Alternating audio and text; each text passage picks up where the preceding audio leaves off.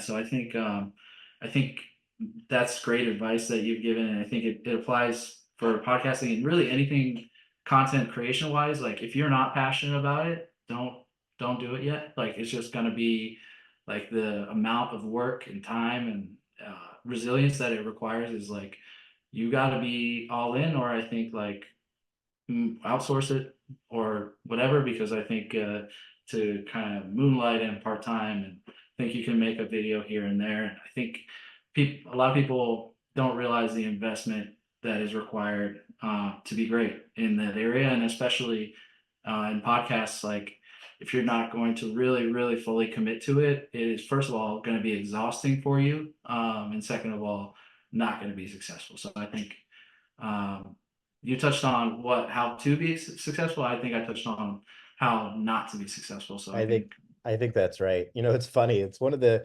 reasons why we don't work with individuals and personal brands. Some people just don't have it in them.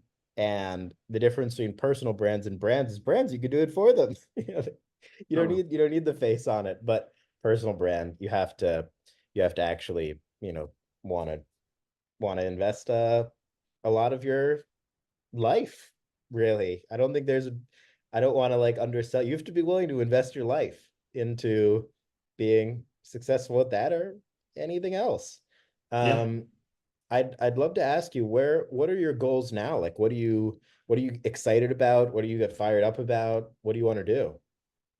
I just love building and creating, and I think what's been really cool is since the acquisition, they've put me in a role where I'm developing the shows and like basically leading all the creative side of things. And it's been exciting for me and reinvigorating in many ways. And so for me, continuing to build, continuing to be creative, continuing to, learn and evolve as a human being, like personally, professionally, in every way. Like I think for me, what the most frustrating thing is in life and in corporate environments is like you don't get to move at the speed that you can, and you don't get to push quite as much as you can in a startup world. And so for me, just continuing to evolve, think bigger, learn, get better. And like, I don't feel like, I think a lot of people feel like they're entitled to bigger and they're entitled to, but you have to evolve to be worthy of that. You have to understand that bigger is harder, is going to require more from you skills wise. It's going to require more sacrifice from you skills wise. And I think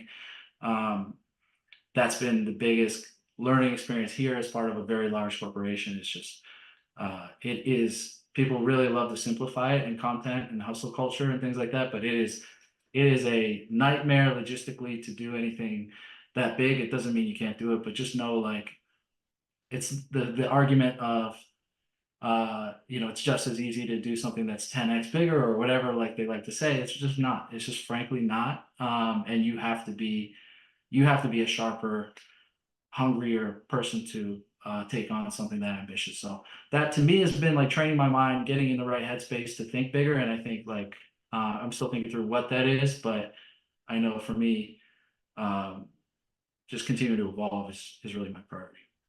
I love that. I mean, clearly you evolved to get to this point. What were sort of the biggest things that, allowed you to go from, a couple employees to a lot more than a couple? Yeah, I think great example. Like you think you get into the space and you think you're crushing in an area, and then you start hiring, right? And then you learn that's a whole new thing. That's a whole discipline, it's a whole specialty, and you fail a lot and you learn through failure, right? And I think that's the advantage that people like you and me have had, is that we've been free to go and fail in the 50 different directions, and we've gained knowledge in 50 different directions versus like here's what you do every day in your corporate job. And you don't get to necessarily play in these different sandboxes. And I think that's been the advantage for me is like you said, I've been doing this forever. Like I've been doing this forever and I've failed in so many different areas. And so like now I feel like I really understand hiring and how to interview people and how to vet people and who's going to be successful and if experience is really applicable to what I'm doing. And I've learned a lot about content. I've learned a lot about each social platform. I've learned a lot about motivating team and compensation structures and deal structures generally, and the M&A process and raising money. And so it's all been very hard earned knowledge, and so but it's come through an unthinkable amount of mistakes and debt and different things along the way, and so um, I do have some risk tolerance left, and that's great. But I think like you start getting a little more efficient in time, and mistakes become smaller, and so that is really just the key. Is just continuing to solve problems from my perspective. Totally.